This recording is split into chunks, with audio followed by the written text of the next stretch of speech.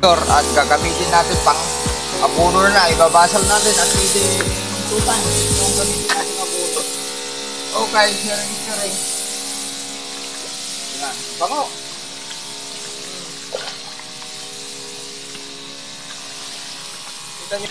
Okay, planting height dito ay aabot na sa putol.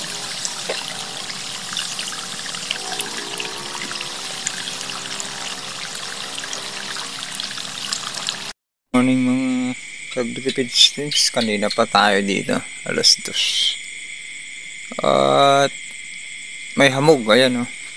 Pansin niya, yung kon ng flashlight, naghahamog, kaya yan. May pulyar tayo galing sa taas. Yan yung flashlight. Naghamog, kaya ito hamog. Ibababa na yung mga tubig sa taas. Malakas ang sikat ng araw mamaya. Tangkad na yung palay oh. Tangkad na. Kumantay na sa kono, bakod. Tangkad na, dun lang sa harap ang medyo maliit dun sa irrigation dahil yon nahuling umarangkada. Yung babad ilang diretso hanggang 20 days nakababad.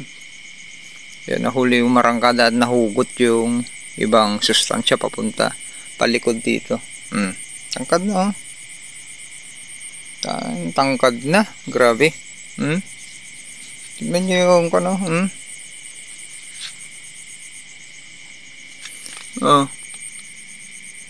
Tangkad. Ito yung ano, malapit na dibdib, puson dito. Pag pinantay natin dito yan hanggang dito, lumagpas na.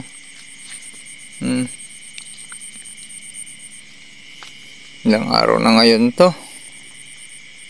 40 days. 40 days na.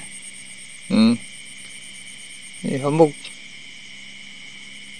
Nakarang araw nagtabas tayo dun sa bandang gubat. Hoy! Tangkad na. Ayan, hindi pa tayo makakon masyado maaga. Wala pa tayo mga activities, hindi pa tayo nagpatubig. Tigas na yung palay natin. Gusto niya, ang lalim na ng ugat. Ang lalaki ng puno. Daming suwi. Tignan nyo, mga suwi. Doon oh. Daming suwi. Tignan nyo kung napaka-healthy yung soil. Itim na nabuhaghag. Dito yung sakuan. Tignan nyo yung soil natin oh. Lumabas na yung kung magbibitaw sana tayo ng kwan dito. Abono, kuha ka agad dahil may mga ugat na dyan sa ibabaw. Matadami yan. Hindi talagang lalabas yung mga ugat dyan sa ibabaw at natabunan na oh. Mahirap madapa yan. Pero ang gagawin natin sa mga ilang araw, so after 7 days siguro kasi nagpulyar tayo, soil spray naman. Yung mapupunta sa lupa yung i-spray natin yung YM. Diba? Napakakapal oh. Suwi. Panalo yung protocol natin ngayon na tinipid. Ito yung raton oh. Ang laki nito, yung lalabas nito yun. Yan yung tanim natin doon. Ang laki oh. Ang laki ng plug lip, dahon ng plug lip.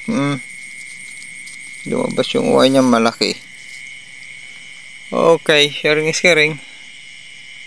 Ayan, may pulyar na naman tayo. Darker ito pag sisikat yung araw mamaya na sure. Kasi humamog na. Sa wakas, sisikat din ang araw. Good morning mga Kagritipid Streams at happy Sunday po sa ating lahat. Happy Lord's Day. Okay. Ngayon yung mga palay ninyo, paki-evaluate ninyo, tignan nyo baka tinatamaan na ng bacterial leaf streak dahil sunod-sunod na ulan, 6 days na sunod-sunod na ulan na yung ating nararanasan at kanina naman ay humamog pero biglang umambon. Iba na, kakaiba yung climate. Ngayon, meron naman yung sikat ng araw. At yan yung talagang hinihintay na po natin, sikat ng araw para hindi tawag doon, tuluyang makatikim naman ng solar radiation. Ito mga palay natin para tuluyang bibinat at gaganda. Ayan yung palay natin. Yan na yung darker na ito. Sa tanghalin tapat ito, darker na dahil yung sustansya ng tubig ulan ay epekto po yan para tayong nag-abono po dyan.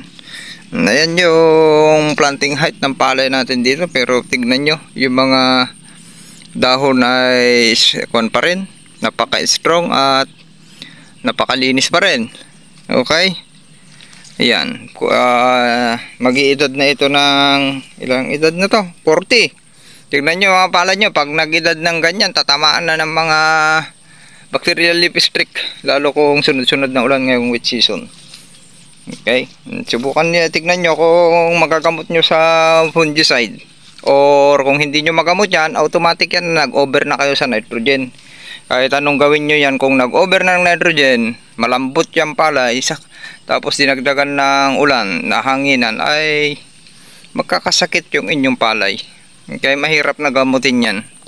Kung kahit pa paliguan nyo ng fungicide, kung over sa nitrogen ay sakit ang abutin po ng palay ninyo. Yaring iskaring. Morning mga ka-agritipid PH teams, ka-farmers, kamanarong, kamagsasaka. Ayan, nangihina tayo, puyat.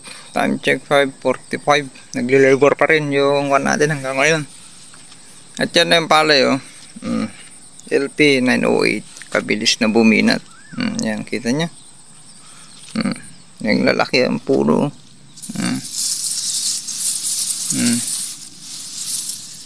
Yan na, napaka-healthy. Sa oras na ito. Ito nyo, halos wala kayong makita ang damo.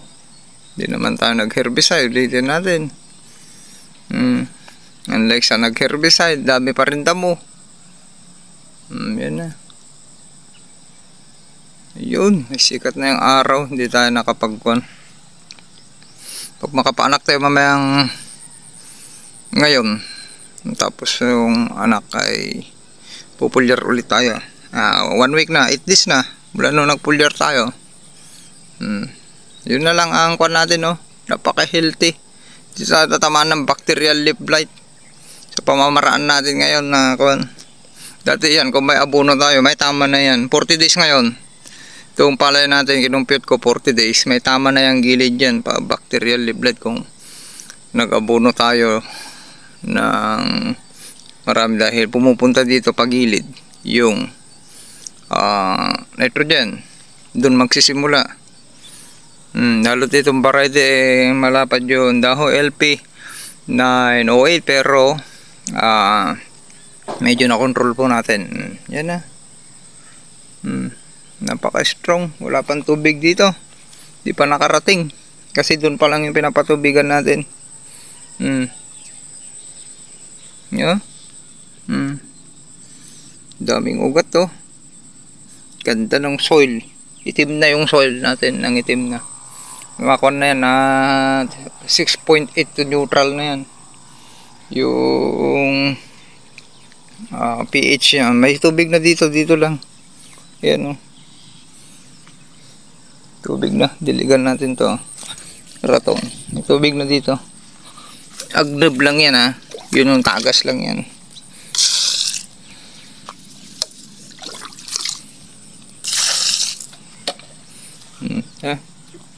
Pasilip ko sa inyo. Para dun sa inbreed. Aba, ang hinihintay natin yung na mga anak. Dito malalaki dito. Yung maliit lang dun banda. Sa harap yung nahuhugot. Dun mismo mga 3 dipa. Banda dun sa harap. Pero dito sa tapat ng pigiri malalaki na. Ito banda sa tapat. Oh, may tubig na. Puno na, oh. Ayos. Ganun lang. May tubig na doon sigurado sa dulo. Halos magdamag na. Na ilang oras na. Di pa tayo pupunta doon. Ganyan muna. Ganda na. Di ba? Katamtaman lang.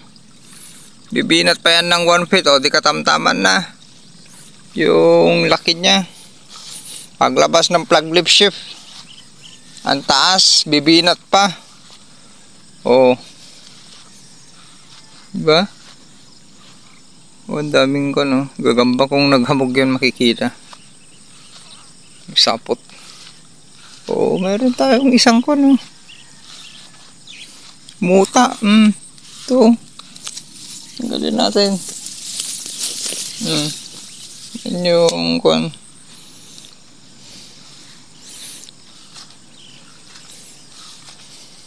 Tres Cantos. Oh, may tubig na dito. Kalalaki nung inbreed, oh. Kita nyo? Kung may espasyo talaga, ang lalaki. Lalaki ng puno. Nalagpasan na itong ano. Pinasak ko. Hanggang kanyan, lagpas puson. Hanggang puson, sabihin nyo lang hanggang puson. Tignan natin ang ilalabas nitong inbreed na to. Kalalaki. Ganyan ang planting distance natin kung kwan ito. 1 feet. So, mabalabas natin yung malalaking uhay. Nang liit yung kwan, no? Nang liit na yung katabi niya, kasabay niya. LP908. Diba? Diba? Oh, kwan yan, planting distance yan. Halos 5 cm lang yung kwan niya. 30 by 25 yan, 30 by 30 ito. Kalalaki. Kita nyo yung standing crop. Patigas na rin yan. Sharing is caring. Cut. Lalaki na dito. So pinagpunlan natin. Kapal. Isusuma, walang zoom. Dito na lang natin ilalagay. Nakadelete na tayo. Nagkaroon ulit ng espasyo dito sa tapat ng pack ng LP908 na lang. Tangkad na, kaya itinaas na natin. Ayan. Dito tayo lulusong gigit na, kahit matapos lang natin itong gitna, itong dalawa malaking bagay na itutuloy natin sa ilang araw. Mayang hapon. O, ganyan na ang planting height natin dito. Sa likod ay hanggang kwan na.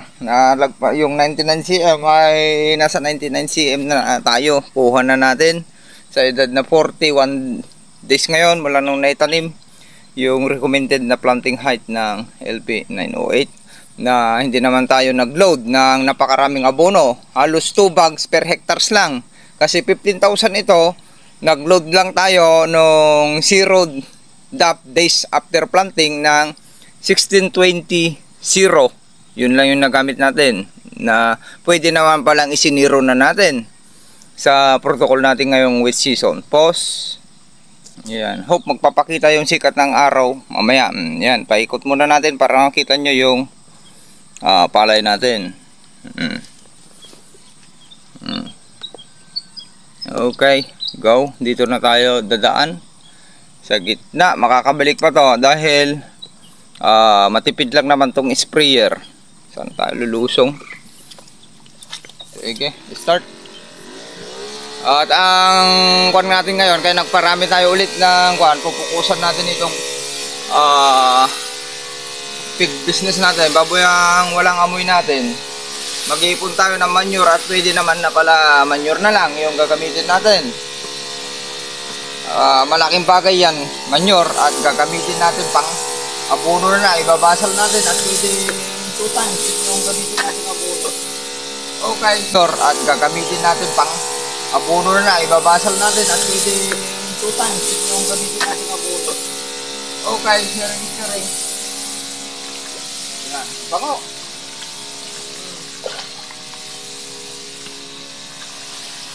Kita nyo ba?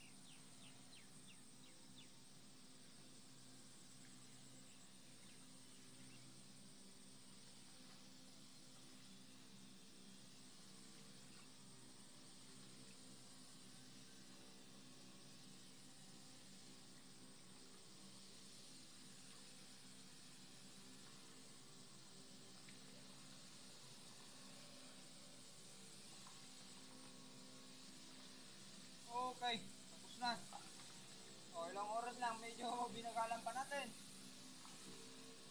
Tapos na oh, may sobra pa. Marko na lang dito sobra.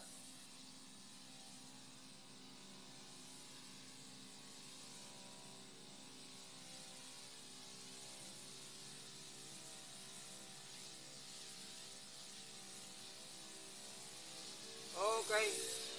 Sharing is caring. Sobra pa. May natira pa ang pang half. 1/4.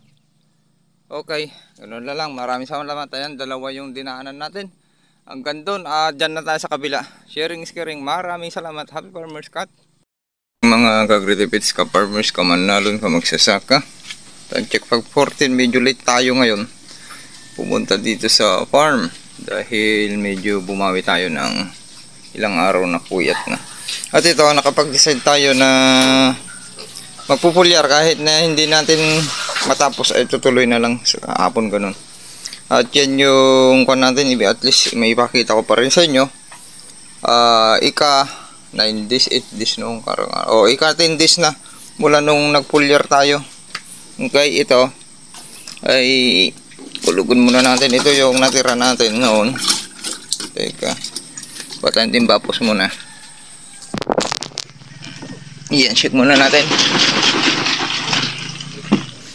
Ito yung puller tayo. Tapos lalagay natin dito para makita nyo lang. Nako, ito na lang, takalan natin. Hindi naman makuha. Hindi may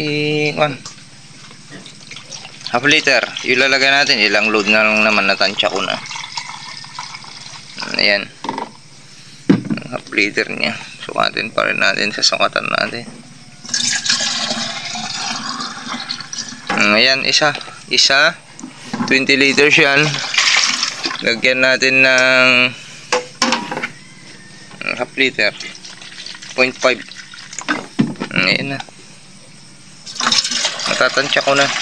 Ayan, sakto. Kalahati.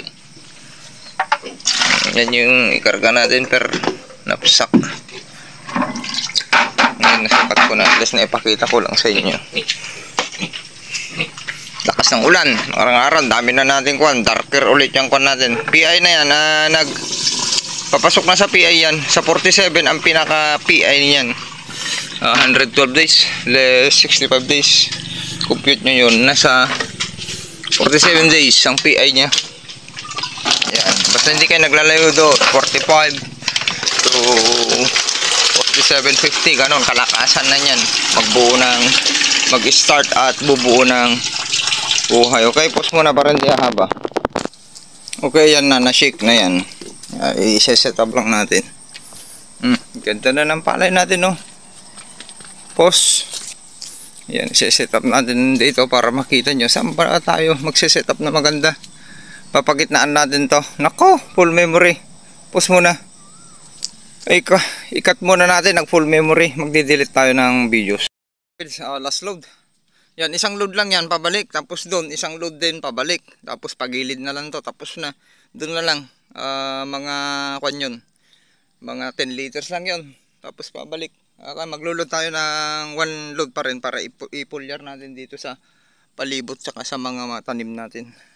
Pang parami natin ng good bacteria at positive fungus dito sa piggery po natin. Ayan na yung kwan. Makita nyo na yung standing crop ng palay natin. May tubig na. Nagpapasok na tayo. Tinanggal na natin nakahapon pa bago tayo umuwi kagabi. Yung harang. Kaya punong-puno na ng tubig yan. Madali na lang maglakad. Ayan yung dinaanan natin. Ganyan kalayo. Tapos gilid na lang to. Tapos doon din. Okay. Tara, ipapakita ko yung last load ko sa inyo. 3 loads lang tayo ha. Ika 3 loads yun. Ang daming natapos. Kaya 3,000 per square meter yung 20 liters na mahigit. Ganun lang. Kung gusto nyong i-adjust. Nasa lakad na yan. Yung lakad ninyo. Kung gusto nyong bilisan konti matapos. Kagaya sa atin. Naghahabol tayo ng oras na. Dahil let tayo lumusong ay yan isa. Isa't kalahati. 0.5 liters pa rin dahil 5 loads lang naman yan, 5 to 6 loads. Ayan na. Yung pan natin. At pipilitin kong ipapakita ko sa inyo yung nakahiwalay. At tama na. Napagod na ako. Tuloy na lang natin sa susunod. Yung hapon. Okay, yun na yung load natin.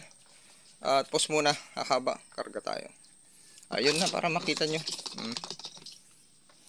Ito. Pause. Ayun. Para makuha nyo.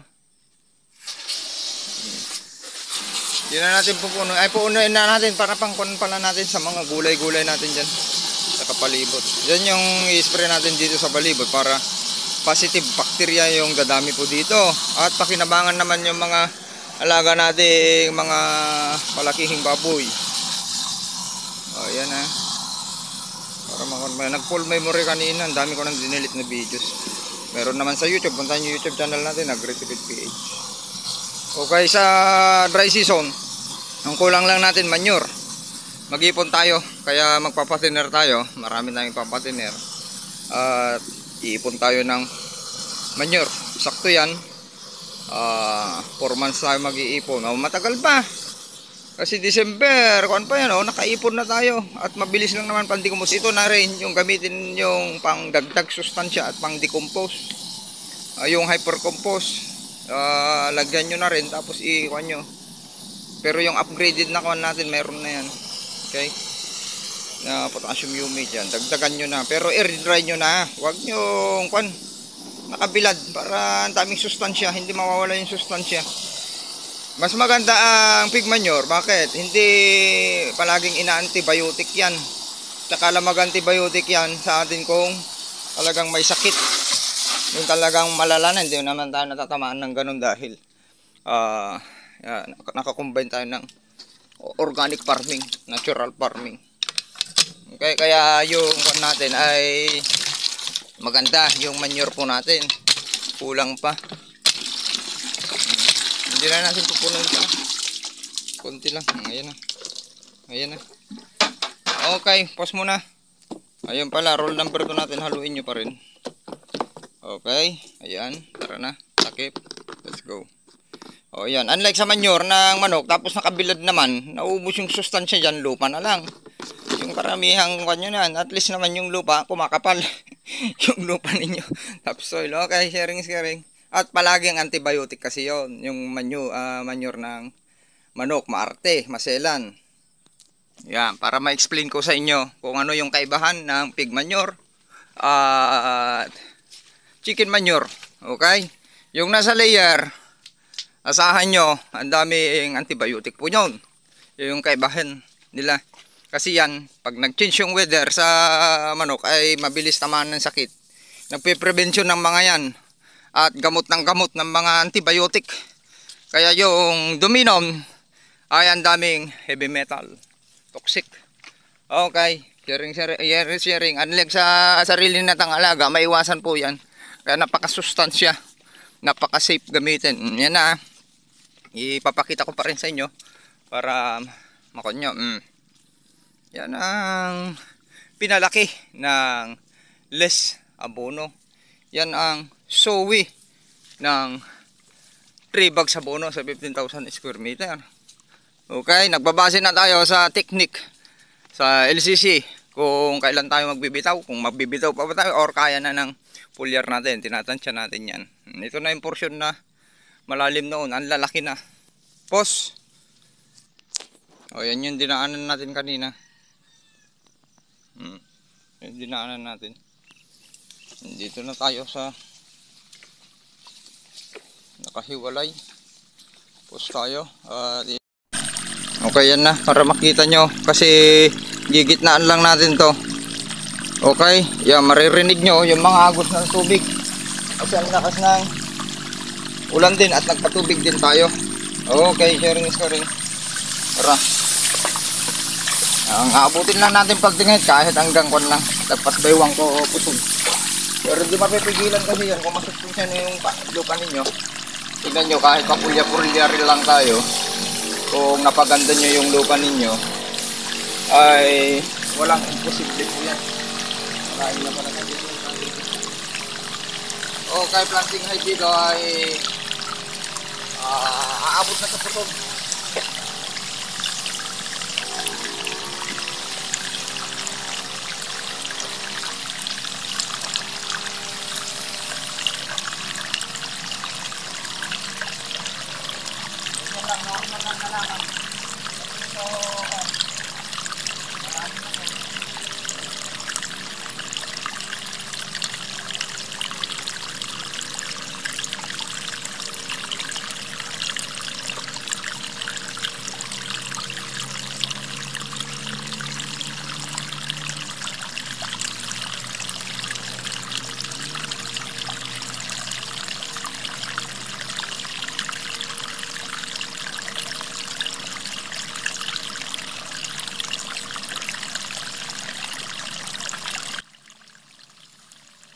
Okay, tapos na.